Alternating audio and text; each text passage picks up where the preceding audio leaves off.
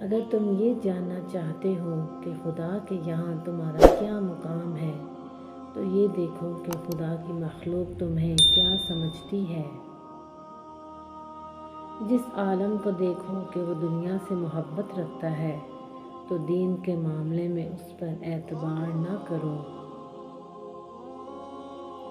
جس نے رب کے لیے جھکنا سیکھ لیا وہی علم والا ہے، کیونکہ علم کی پہچان عاجزی ہے اور جاہل کی پہچان تکبر ہے۔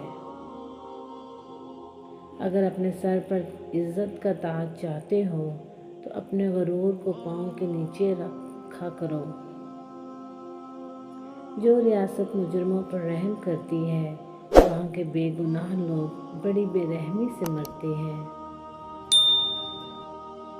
مجھے اس دن سے خوف آتا ہے جب کفار اپنے باطل پر ہونے میں فخر محسوس کرنے لگیں اور مسلمان اپنے ایمان پر شرم محسوس کرنے لگیں۔ کم کھانے میں صحت ہے، کم بولنے میں سمجھداری ہے اور کم سونا عبادت ہے۔ مقدمات کا فیصلہ جلد کرنا چاہیے تاکہ دعویٰ کرنے والے دیر کے باعث کہیں اپنے دعوے کو مجبوراً ترک نہ کر دے۔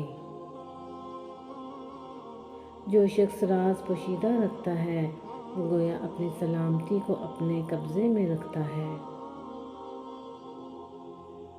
3 چیزیں محبت بڑھانے کا ذریعہ ہیں: دوسروں کو سلام کرنا، دوسروں کے لیے مجلس میں جگہ خالی کرنا، مخاطب کو بہترین نام سے پکارنا۔